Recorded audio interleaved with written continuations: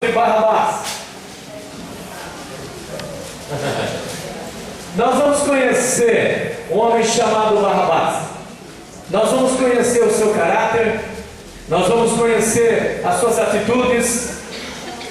Nós vamos conhecer uma pessoa, não é?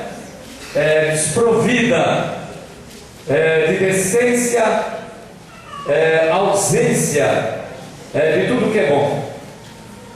Vamos ler o versículo. Diga a glória a Deus. Deixa a sua Bíblia de lado, porque eu vou fazer algo aqui, tá? Vamos lá. Você vai bater palma, tá bom? Quando eu mandar, você bate palma. Ou melhor, quando eu fizer assim, você bate palma, tá bom? Então vamos lá.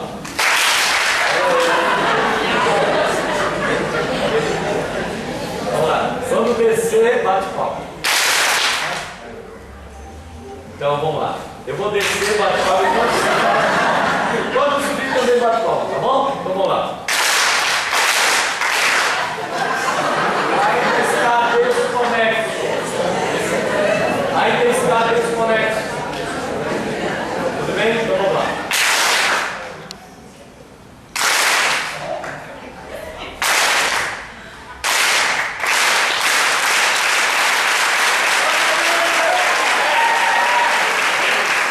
Eu fiz isso porque tem gente dormindo.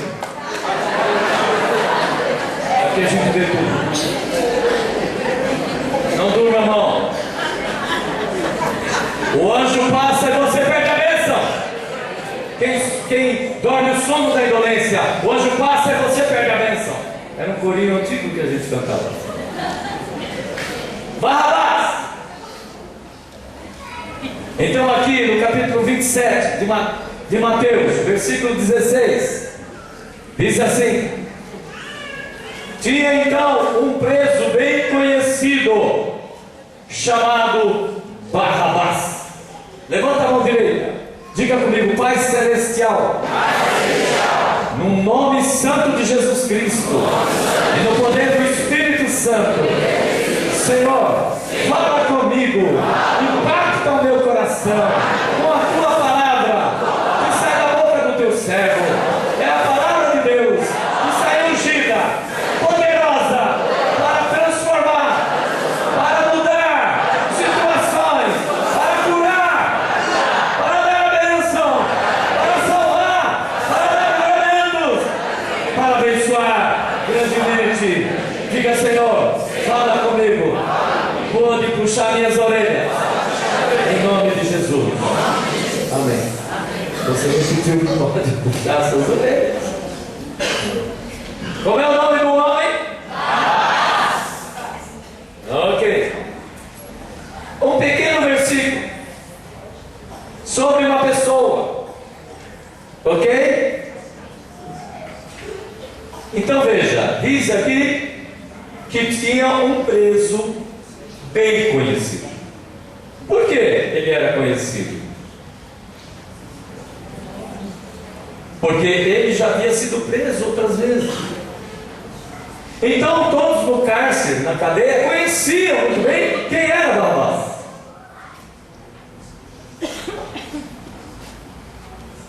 Todos conheciam Barrabás. Era um preso conhecido chamado Barrabás. É interessante, queridos, que existe, às vezes, os 4 evangelistas. Vamos lá, primeiro. Mateus. Só uma pessoa está falando. Vamos lá. Já foi ensinado aqui pelo pastor já antes. Vamos lá, primeiro. São 4 evangelistas. Agora, para explicar, Mateus, né? O Evangelho de Jesus Cristo segundo segundo Mateus, Lucas, João. Então veja bem, está escrito que segundo, você ler aqui no começo, Mateus, ele é o Evangelho de Mateus, né? É o Evangelho de Jesus Cristo segundo Mateus. Evangelho de Marcos segundo, né? Evangelho de Jesus Cristo segundo Marcos. Evangelho de Jesus Cristo segundo Lucas. Evangelho de Jesus Cristo segundo João. Então, Mateus escreve para... Mateus era o quê? Isso já foi ensinado aqui. Judeu. Só uma pessoa sabe? Então vamos lá, Mateus era? Escreve para? Marcos era o quê? Foi mais difícil? O pai dele era romano e a mãe era judia. O que ele era?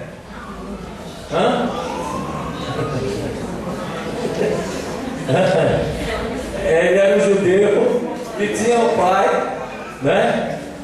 Que tinha um pai romano e a mãe judia, ok? Ele escreve para os romanos. Lucas. O que ele era? Grego. Ele era pai grego, mãe judia. Ele escreve para os gregos. E João, o apóstolo João, escreve para todas as nações, não apenas para um povo específico. Então, queridos, você tem uma encruzilhada, não é? Uma encruzilhada. É uma avenida aqui e uma que cruza. São 4 cantos, é isso? Amém comigo? Vamos lá, matemática. Aqui entra português, matemática, entra tudo aqui. Geografia. Vamos lá.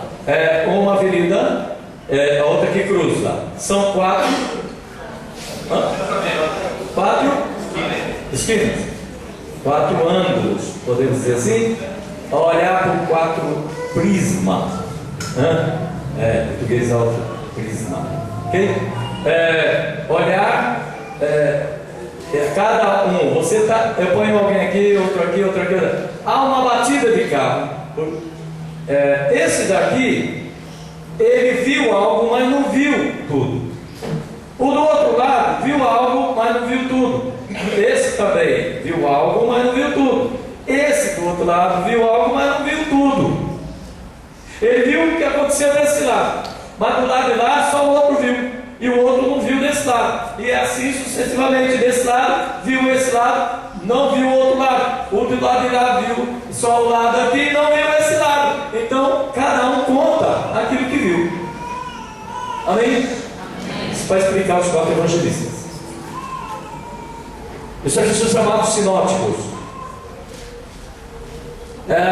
Veja bem, existem momentos que Jesus está falando acerca de algum assunto e às vezes o apóstolo João não estava. E os 3 evangelistas estavam. E no livro de João não tem essa passagem. Por quê? Por quê? Porque ele não estava ali para escrever. E dali também tem outras passagens que não tem nos outros livros e no livro de João tem. Por quê? Porque às vezes ele não estava lá e João estava. Então é por isso que chama Evangelho de Jesus Cristo segundo São Mateus. Evangelho de Marcos, de Jesus Cristo segundo Marcos. Evangelho de Jesus Cristo segundo Lucas. Evangelho de Jesus Cristo segundo João, apóstolo João. Então são 4 vamos lá, são 4 evangelistas. Vamos de novo. São 4 homens, são 4 evangelistas. Obrigado. Ok. Então eles escrevem o quê? Eles escrevem o que? Vamos lá. Eles escrevem o que? Ouvem. Se ele não ouviu, não vai escrever. Agora é interessante que sobre esse homem, Barrabás, os 4 evangelistas escrevem sobre ele. E nós vamos conhecer. Então vamos lá. Vamos lá. Capítulo 15 de Marcos, versículo 7. Vamos lá. Marcos 15, 7. Vamos ler, vamos ver se é verdade isso.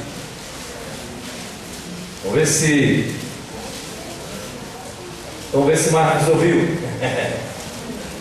15, 7. Então, acharam? Digam amém. Quem não achou, diga misericórdia de Deus. Ok. Então vamos lá. Havia um chamado preso com amotinadores, o qual tinha cometido um homicídio na revolta. Ok, vamos lá para Lucas, capítulo 23, versículo 19. Lucas 23, versículo 19. É interessante isso, porque os 4 escreveram sobre esse homem. E aí onde eu quero dar a ênfase da importância desse homem. Capítulo 23 de Lucas, versículo 19. Então diz assim: Barrabás fora lançado na prisão por causa de uma sedição. Sedição é motim. Eu vou explicar daqui a pouco motim, o que é motim. Ok? Barrabás fora lançado na prisão por causa de uma sedição feita na cidade e de um homicídio. Ok, vamos para João, capítulo 18, versículo 40. João 18, 40. 18, versículo 40. Esse versículo é muito importante. Eu quero parar aqui e desenvolver esta mensagem, ou esta ministração em cima dessa situação aqui, ok? Diz assim: todos quem? É claro que se você ler o contexto você vai saber. Significa todos, né? Todas as pessoas estavam envolvidas ali, todo o povo. Diz bem claro aqui, né? Todos começaram a gritar: este não, mas Barrabás. Diz aqui o que? Ora, Barrabás era um assaltante, um ladrão, um homicida, um amotinado. Motim significa você se insurge contra a autoridade. A palavra insurgir significa você vai contra todos os poderes de autoridade. Você não respeita a autoridade. Então você passa por cima de uma autoridade, incentivando, atiçando o povo para desobedecer também. É alguém que provoca um motim. Ele não aceita certas regras de autoridade e ele age da forma que ele acha que deve ser. Não é certo, é claro. Lei é feita para ser cumprida e obedecida. Ok, então, como vocês viram, era um preso conhecido, era um homem sem caráter, desprovido de todo bem, era um homem mau, era um homem de Belial, era um homem usado por demônios, era um homem que só andava em prisão, era um homem dessa maneira, imprestável. Uma pessoa inútil, imprestável pela sociedade. Ninguém queria ficar perto dele. Era um homem perigoso, era um homem terrível, era um homem que não tinha a mínima condição de se ter diálogo. Era um homem desprovido de toda decência, não é? De toda ética, de toda educação. Era um homem que não respeitava a autoridade, era um homem terrível, era um homem como tantos outros homens aí. E hoje está mais cheio do que antes. Esses dias aí, meu filho me contou isso, que tinha um menino de 14 anos, semana, agora, não sei se quarta-feira, do telejornal, um menino de 14 anos assalta uma senhora de idade e tenta tomar o celular dela. Ela não quer entregar e ele começa a bater nela, espancar ela. 14 anos. A polícia prendeu esse menino, colocou lá no camburão, e o menino estava lá algemado, jogado lá. Os repórteres vieram entrevistá-lo, dizendo: por que você fez isso? Mas como? Você bateu numa velha, numa senhora de idade, espancou, mas não pode. Ele falou: olha, vocês não têm o que fazer, né? Cuida da vida de vocês, vem cuidar da minha e tal. A maldade está na minha mente. A maldade está na minha mente. Isso significa que ele não vai ser preso porque é menor de idade, porque a lei, essa lei brasileira é uma lei frouxa, é uma lei que não existe, é uma lei que não pode existir, deve ser banida da sociedade. Isso significa que a maldade está na mente dele. Isso significa que ele vai matar o pai de família. E a culpa não é dele, a culpa é da autoridade. Porque há muita corrupção de verba. Isso tem que parar e fazer, dar toda a situação para essas crianças, né, de 14 anos, não viveu, não sabe o que é vida. E não tem um lugar de recuperação decente, com lençóis limpos, pagos pelo governo,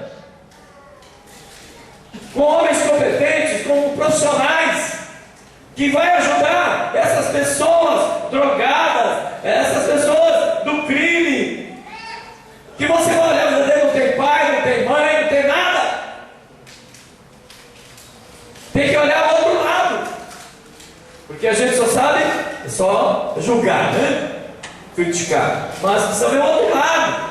Cresce sem pai, sem mãe, sem ninguém, né? É uma pessoa revoltada, é uma pessoa como Barrabás. Agora, o que eu quero dizer, queridos, é que o povo gritou quando Pilatos queria soltar Jesus, por achar Jesus, não achou nenhum mal, nenhum crime nele. Mas o povo gritava, todos gritavam, Jesus não, Barrabás sim. Porque era uma troca, era na época da Páscoa em Jerusalém, lá em Israel, na época da Páscoa, era por costume soltar o preso. E Jesus, inocente, e você fica pensando, mas por que foi trocado? Porque o povo queria Barrabás, o assassino, homicida, amotinado, o homem que não tem caráter, o homem que não tem vida decente, o homem perigoso, assaltante, homicida. Por quê? Às vezes nós lemos essas passagens e você fala, mas como as pessoas, não é? Preferem um ladrão, um assassino, um homem perigoso, solta ele e prende Jesus, que não fez nada. Aí chega a uma conclusão que é uma injustiça, mas não sabe e não entende toda a conotação de Deus, não entende o plano de Deus, não entende a estratégia de Deus para a salvação humana. Se nós lermos capítulo 39 diante de Gênesis, nós encontramos a história de José, filho de Jacó. José lá no Egito foi vendido pelos seus irmãos. Inclusive tem 31 passagens que José é o tipo de Cristo. Ele tem 31 passagens que Jesus tipificava Jesus. Ele foi preso pelos seus irmãos, jogado num buraco, foi preso numa cadeia por 13 anos inocente. Jesus também foi preso inocente. José foi vendido pelos seus irmãos. Jesus também foi vendido por Judas Iscariotes, que era seu irmão, que era seu apóstolo. José casou com a Senate, profetisa do Egito. E Jesus casou com a igreja gentílica, nós. Gentil é tudo aquilo que não é judeu. Toda a nação que não é judeu é gentil. Jesus casou conosco. Diga glória a Deus. Glória a Deus. Você é a noiva de Jesus, né? Amém. Você vai usar sapato alto, vestido branco, mas agora é bota, é guerra, é espada do Espírito.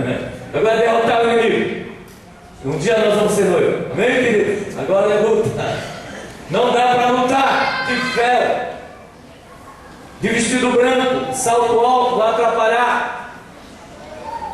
Tem que ser bota mesmo, bota calçada na preparação do Evangelho da Paz.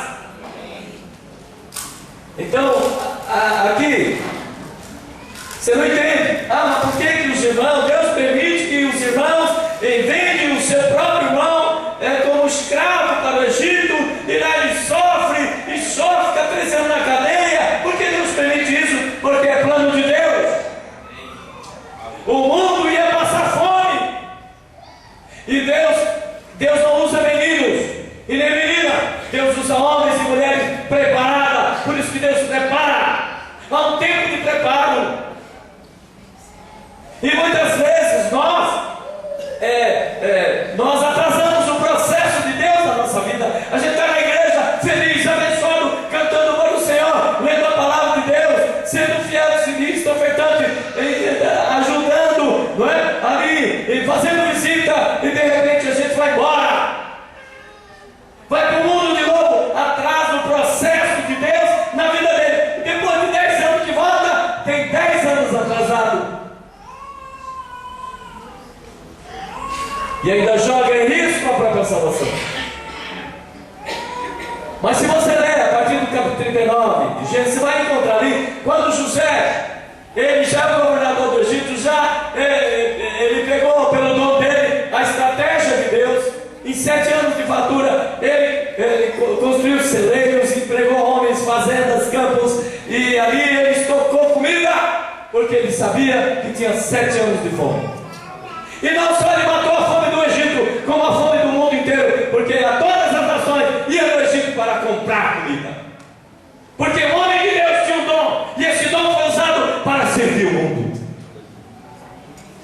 O seu dom é para servir o mundo. Aquele que enterra o dom, nós temos uma passagem, que Jesus deu 5 para um, ele fez 5, ficou com 10, deu 2 para outro, e ele fez mais 2, ficou 4, e ele deu 1 para um, e ele enterrou. Tem muitos que enterram, e as pessoas ficam sem usufruir desse dom. O dom que Deus dá é para servir as outras pessoas. Você tem um fruto bom, você tem um fruto abençoado. Talvez seu fruto seja ganhar vidas para Jesus através do amor. Então você dá esse fruto para as pessoas. Às vezes você dá o fruto de paciência, de longanimidade, de bondade, de fidelidade, de mansidão, de domínio próprio. Tem que dar esse fruto que está embutido em nós através do Espírito Santo. O fruto do Espírito Santo tem 9 aspectos. Primeiro, amor. Segundo, alegria. Terceiro, paz. E vai até os 9. Isso tem que aflorar em nós. Alguém xinga você? Você tem um fruto. Um dos aspectos do fruto do Espírito. Porque quando o Espírito Santo entrou no seu Espírito, ele trouxe também os 9 aspectos. Você tem domínio próprio, você tem mansidão, você tem fidelidade, que é fé, você tem alegria, você tem amor, você tem paz, você tem bondade, você tem longanimidade. Basta aflorar isso. Dom é para ser exercido. Deus dá dom aos homens para ser exercido. Porque quando é exercido, vai matar a fome do mundo. Fome da palavra de Deus. José, no final de tudo, fala para os irmãos, quando se declara: olha, vocês se ajoelharam, pediram perdão para mim, mas olha, aprove a Deus me mandar para o Egito primeiro que vocês. Era plano de Deus me trazer para o Egito, foi dessa forma. Vocês tiveram inveja de mim, é verdade, mas Deus usou essa estratégia, senão eu nunca viria para o Egito. E nem seria preso e não teria tirado em mim o mimo do meu pai. Eu era um menino mimado. Deus não usa menino mimado, Deus usa homens e mulheres de verdade. Onde é que estão as mulheres de verdade e os homens de verdade? É preciso aparecer, é preciso se identificar. Então você vai entender. Deus, filho. Mas não precisa passar por tudo isso? Deus tem as suas maneiras. Ele vai lixar você, ele vai cortar os bicos. É preparar você por uma grande obra. Deus não faz obras pequenas. Ele quer usar você para grandes obras. E você agora fala, mas como? Como Jesus Cristo é trocado? Como é um homem que não cometeu pecado, nunca mentiu? Como um homem que fazia bem para o povo, curava a vista dos cegos de nascença, fazia levantar o paralítico, expulsava os demônios de pessoas endemoniadas, curava as pessoas de toda enfermidade, levantava mortos. Por quê? Porque quando eu entendo isso na Bíblia, que Jesus é trocado por um preso chamado Barrabás, isso é estratégia de Deus. Porque Deus, Ele tem a sua palavra. Eu tenho falado incansavelmente nessa igreja, eu tenho pregado, tenho ministrado aqui, que Deus não tem compromisso comigo, nem com vocês. Deus tem compromisso com a sua palavra. E se você está obedecendo a palavra de Deus, então Ele tem compromisso. Deus tem compromisso com a palavra que diz. Ele não é homem para que minta, nem filho do homem para que se arrependa. Ele fala para Jeremias, eu quero para cumprir a minha palavra. Tito, capítulo 1, verso 2, Deus não pode mentir. Capítulo 6, ali de Hebreus fala que Deus jamais mentiu. Deus é poderoso para cumprir a sua palavra. Deus vai cumprir a sua palavra. Estava escrito. A estratégia de Deus está escrito aqui, ó. Não adianta eu esperar o anjo do céu. Paulo fala isso. Não adianta você esperar o anjo para falar com você. Deus, tudo que tinha para falar com o homem, colocou aqui. Leia a palavra de Deus. Leia a Bíblia.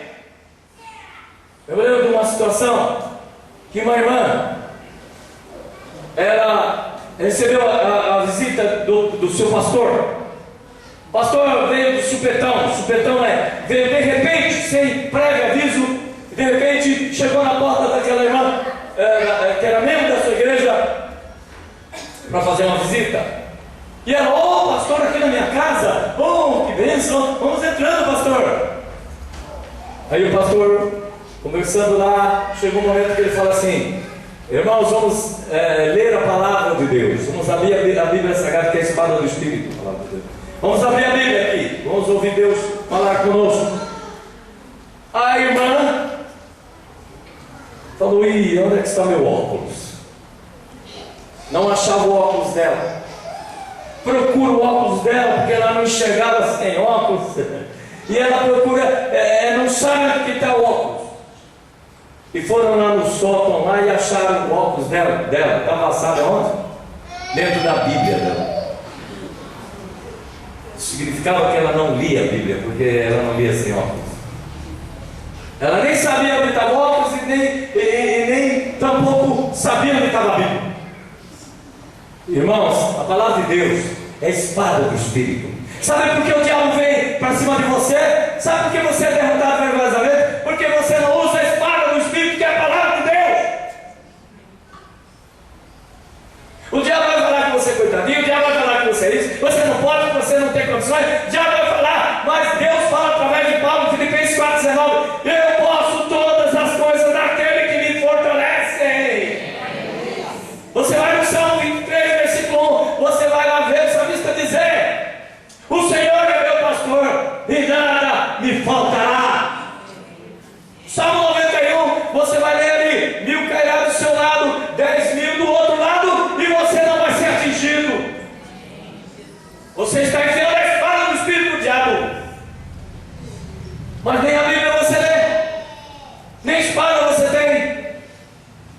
E o diabo avançando. O diabo só recua, meu querido, através da arma, a única arma de ataque é a palavra de Deus. Você fica se defendendo, escudo da fé, e apaga todos os dardos do inimigo. Então o diabo joga um dardo, né? É aquele tipo assim, se colar, né? Vai que cola. Ele joga, vai que cola, fica. Aí você fica, aquele escudo da fé, só se defendendo, só se defendendo. Capacete da salvação para não ser atingido a cabeça aqui, ó. Aqui, a couraça da justiça para não ser atingido no coração. Mas e a arma? A arma de Deus é poderosa, irmão. É a sua palavra. Quando ele fala, demônio, sai daqui no nome de Jesus. O diabo tem que ir embora, os demônios têm que ir embora, o potestade tem que ir embora, o principado tem que ir embora, doença tem que ir embora. Você fica fungando há anos. Para de fungar, para de ter renite, para de ter labirite, jaquitite, chiquitite. Não aceita aí, tite não. Irmãos, falar, eu tenho labirintite. Aí o outro discute e fala, mas o bico de papagaio meu, eu tenho 50 anos. Aí o outro, você não sabe a minha varize, já tem 35 anos.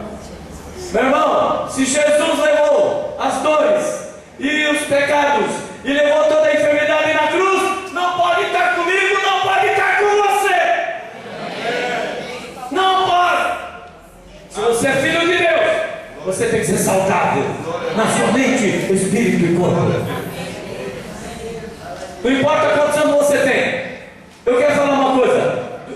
Velhice não é doença. Vou falar de novo. Velhice não é doença. Amém. É peça desgastada.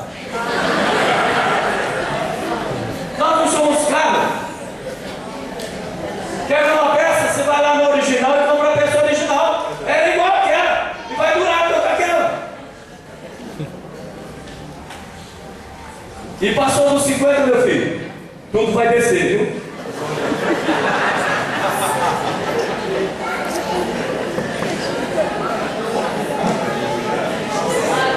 Viu? Os nervos. Eu fui dar os irmãos lá uma vez lá no sítio, no encontro com Deus. Depois terminou no sábado, porque são 12 ministrações, e na sexta-noite, o sábado inteiro, é só dureza. A gente não abraça ninguém, não. É palavra, é ministração. São 12 áreas que abrangem a vida do ser humano. E várias delas tem uma falha. O diabo está reinando ali. E a gente bate forte lá. Eu não avisa ninguém. Mas quando chega no final do sábado à noite, que depois da cruz, que queima tudo lá, né? Aquela representatividade, então os irmãos põem umas músicas lá e começam a cantar. E aqueles irmãos que vêm, né, acostumados são as cachorras lá do mundo, né? Então eles estão acostumados a dançar aquilo lá. E eles, na música, eles começam a fazer assim, não tem problema, terminou todo o trabalho, qual é o problema? Dança, desde que seja decente, é sinal de alegria, de contentamento. A Bíblia fala isso no livro de Tiago, capítulo 5, verso 13. Se você está contente, cante louvores a Deus. Está doente? Chame o pastor da igreja. E às vezes a pessoa está doente e é o parente que chama o pastor. Não funciona. É o doente que tem que chamar o pastor. E ainda o parente, porque quem tem que chamar o pastor é mesmo da igreja que está doente. Não é o irmão dele, a irmã dele que chama o pastor. Ora por ele. Não pode. Tem que ser direto. A pessoa fala, tem fé. Quando a pessoa chama, tem fé.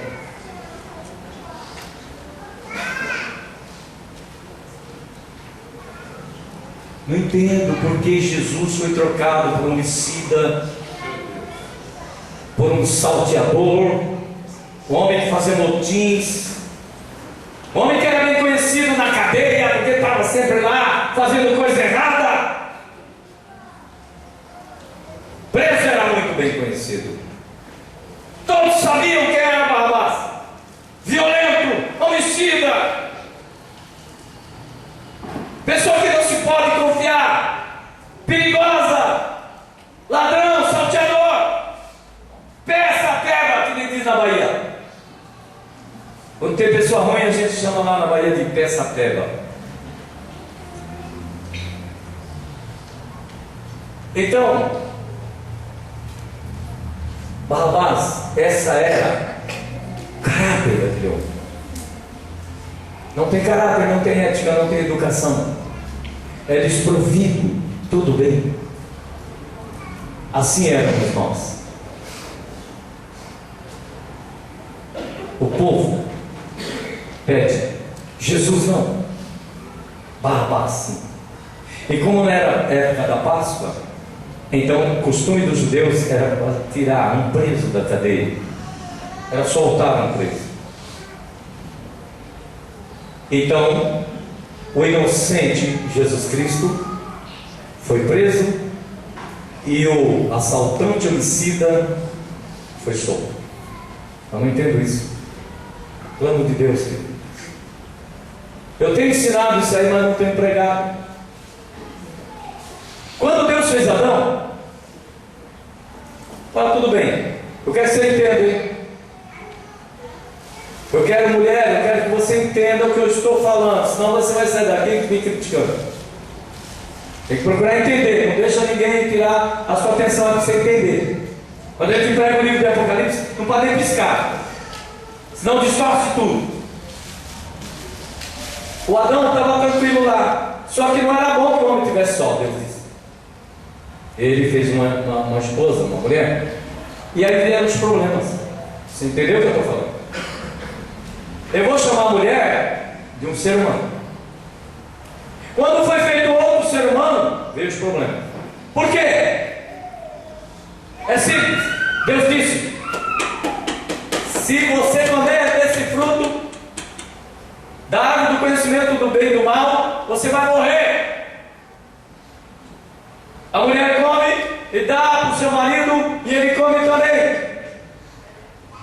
E Deus, na viração da tarde ali do dia, ele passava e falava: não, tudo bem, tudo jóia. Mas naquele dia, seus olhos se abriram, eles conheceram o que era o mal, eles deixaram de ser inocentes.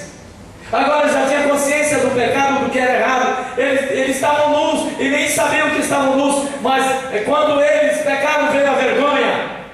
E eles começaram a tapar com folhas. O homem sempre quer tapar o seu pecado com coisas frágeis. O pecado só é coberto pelo sangue de Jesus Cristo. Não adianta você tapar o sol com a peneira. Quando Deus fala não, não há resposta. Por que as pessoas se calam? Porque quem cala consente. Aí Deus fala de novo: Adão, Adão. Aí fala: quem é, Senhor? Onde você está? Claro que Deus sabia. Onde você está? Ah, eu estou aqui atrás da moita, Senhor. E Deus fala: você comeu o fruto que eu disse para não comer? Eu falo: a mulher a mulher que o Senhor me deu, foi ela que é culpada. Eu comi, mas foi ela que me deu. Isso chama transferência de responsabilidade. Quando você quer transferir para o seu pai, para a sua mãe, para o presidente, para o prefeito, para o pastor, você quer, para Deus, você quer achar um bode expiatório para você fugir do seu erro, da responsabilidade do seu erro. Foi assim no começo e é assim agora também. Os homens não sabem ter a responsabilidade de assimilar os seus próprios erros. A coisa mais linda, a coisa mais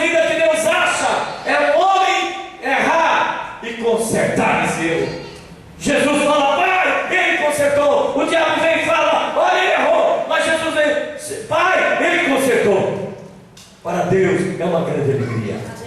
Você errou, conserta. Você entrou, saia. Todo mundo sabe que droga não presta. Classe pobre, classe média baixa, classe média alta, ricos, abastados, bilhardários, sabe que droga não presta, mas entra.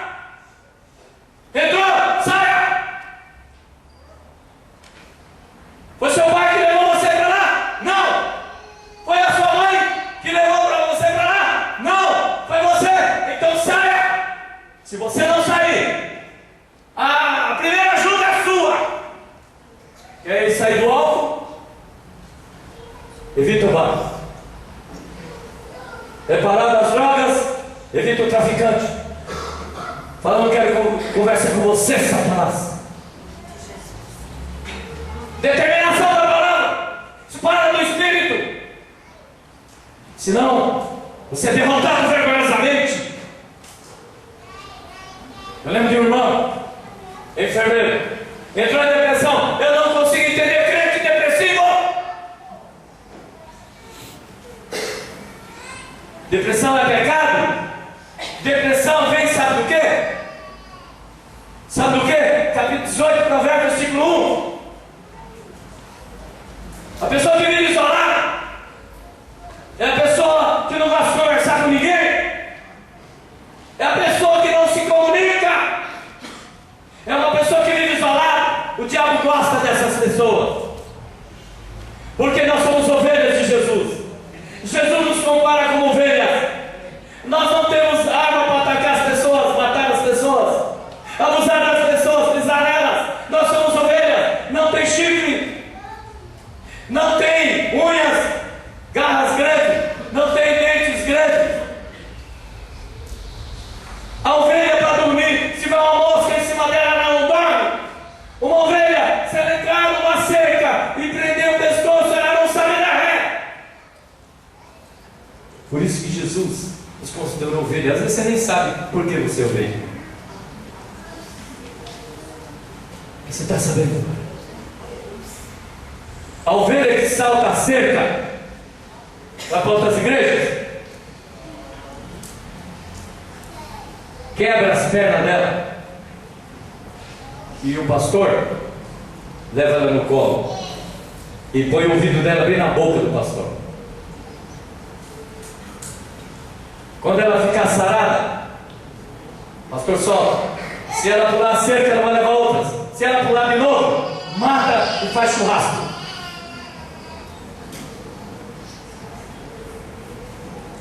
Deus tinha um plano. Sabe por quê?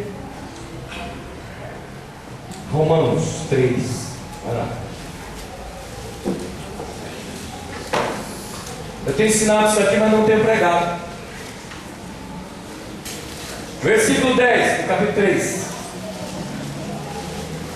Deus está dizendo através de Paulo que está escrito no livro de Deus: não há um homem justo, nenhum sequer.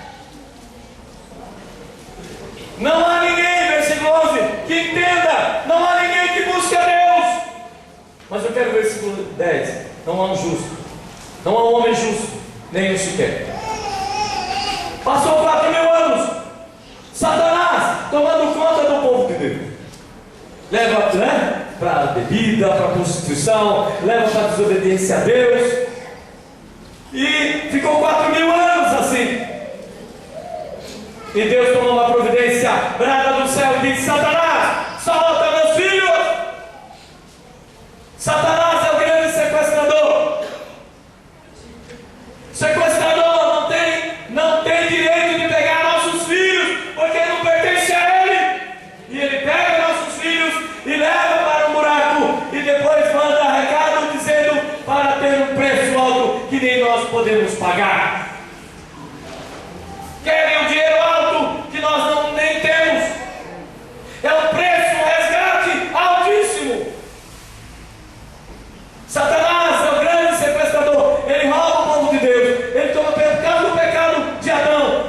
conta do povo de Deus. Ele é uma autoridade não delegada legalmente. Ele é uma autoridade assumida. Quando você erra, o diabo assume a tua vida. Mas quando você pede perdão do seu erro, Deus toma conta da sua vida.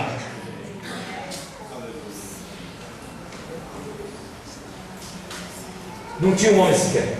Satanás fala: opa, Deus quer os filhos dele, as criaturas dele. É verdade, não fui eu que criei, é dele, mas eles pecaram, está comigo agora. Deus quer de volta. Então é o seguinte: eu vou ter um preço alto, que nem Deus vai poder pagar. Então ele pede. Um homem justo morre no lugar dos injustos. Mas Satanás conhece a Bíblia mais do que nós. Ele sabia que Deus havia escrito e que Deus não pode mentir, porque se Deus mentir, ele terá que se destruir. Satanás pede um preço que Deus não pode pagar, porque Satanás sabia que Deus havia escrito na palavra dele que não havia um homem aqui na terra justo sequer nenhum. Então Satanás pede para Deus: eu solto as tuas criaturas, os teus filhos, mas um homem justo tem que morrer no lugar delas. E as pessoas não entendem porque Deus se faz filho e tem o nome de Jesus.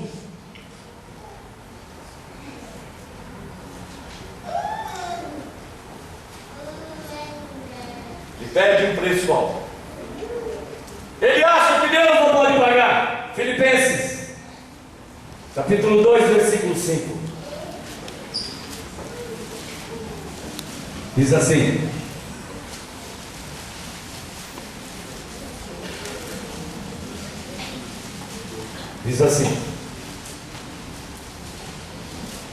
versículo 5 do capítulo 2 de Filipenses: de sorte que haja em vós o mesmo sentimento que houve em Cristo Jesus, que sendo em forma de Deus, não teve por usurpação ser igual a Deus, mas a si mesmo se esvaziou da glória, tomando a forma de servo, fazendo-se semelhante a homem. Ele se humilha 2 vezes, na forma de homem, isso para servir os homens.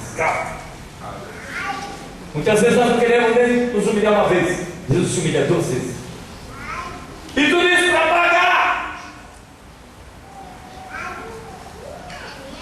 Ele toma a forma de homem, se esvazia. Versículo 8: achado na forma de homem, humilhou-se a si mesmo, sendo obediente até a morte e morte de cruz. Esse era o preço que Satanás pedia. Mas mal sabia Satanás que Deus envia o anjo Gabriel. No começo dos evangelhos, Mateus, Lucas, você encontra essa passagem. Ele manda o anjo Gabriel vir até uma moça virgem que estava noiva, porque naquela época noivo nem se via, só se via no dia do casamento. Ainda era o tio que tinha que pedir em casamento com o pai dela, não era nem o noivo. Hoje já vão para o motel, já sai, não fala nada para o pai. A coisa mudou para pior. Então, queridos, o anjo Gabriel chega e fala: salve agraciada, Maria, Deus viu você. Ela era da linhagem de Jesus, da raiz, santa, que nasceria o Cristo.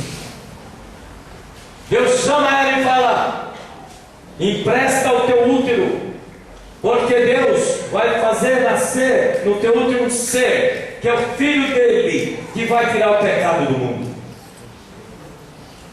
Ela fala: mas como vai ser isso? Eu não tenho contato com o homem. E o Gabriel fala, o arcanjo Gabriel fala: não importa, Deus quer a tua autorização. Deus não faz nada sem a tua autorização, sem a minha autorização. Ele é educado, ele é gentil, ele é gentil. Ele não faz nada sem antes revelar para nós o seu segredo aos seus servos profetas. Mas quantas vezes a gente faz sem consultar a Deus? Satanás não sabia a estratégia de Deus para reaver de volta as suas criaturas. E ela fala: olha, não entendo isso. Eu não tenho contato com homem, sou virgem. Como é que eu vou ter filho? O anjo Gabriel falou: não, Deus quer a sua autorização. Ela falou: olha, eu não entendo muito bem como é que vai ser isso aí, mas que faça a vontade de Deus na minha vida. Espera falar isso para Deus. E ela se achou grávida. O Espírito Santo passou. E o sangue é de Deus Pai. O Pai é Deus. O Pai não é José. Não é um homem pecador que tem o sangue DNA pecador. Os filhos nascem. E criança não tem pecado. Mas adulto ele vai ser pecador. Por quê? Porque ele tem o sangue, o DNA do Pai. E o sangue vem contaminado com o pecado.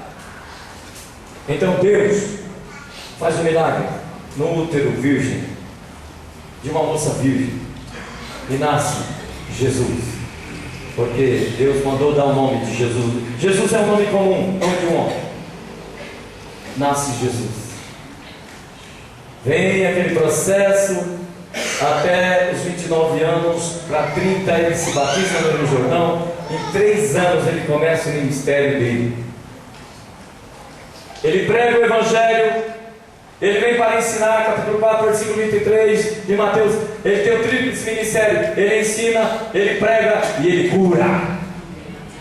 As pessoas só querem ser curadas, se aprender, ser ensinada, se ouvir a pregação para ver fé. Não entende que quer só ser curado. Quando é curado, vai embora. Depois vai para o inferno com trigo e tudo. A pessoa só quer a cura. Tem pessoas que não querem o dono da bênção. Ele quer só a bênção. Mas graças a Deus que você quer o Deus da bênção. É isso? Aleluia. Jesus só quer a bênção. Eu não quero o dono. Eu quero a bênção. Eu não entendo isso, mas Jesus nasce, cresce aquele processo, vem até João Batista de Jordão, se batiza. Não precisa de batismo, não tem pecado. Batismo significa sepultamento de pecado, bapto no grego. É por imersão. Jesus sai da água, é porque estava dentro.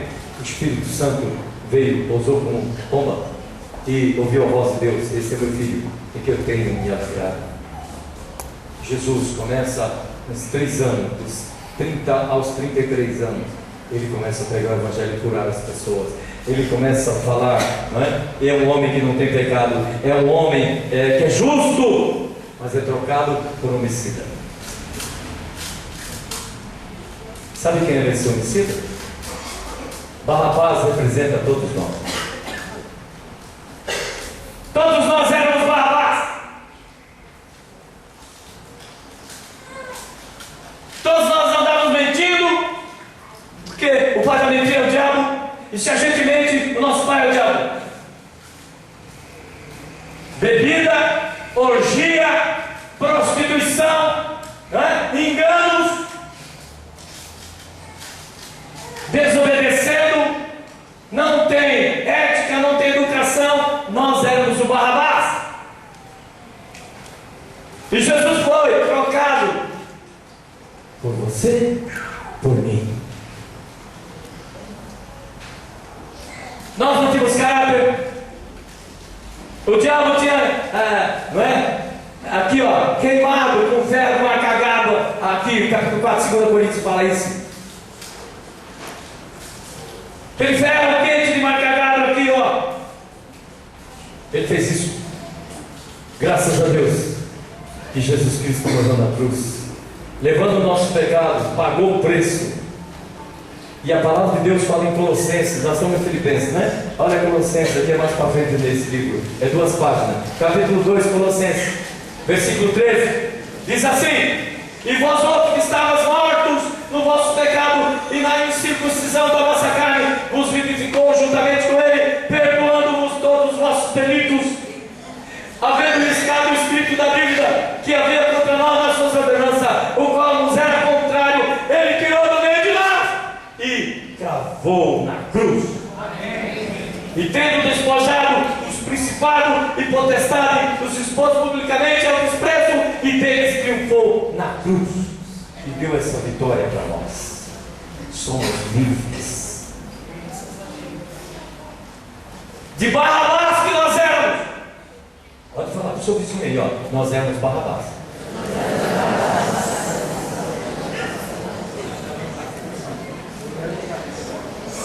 De Barrabás passamos para filhos do Deus Altíssimo.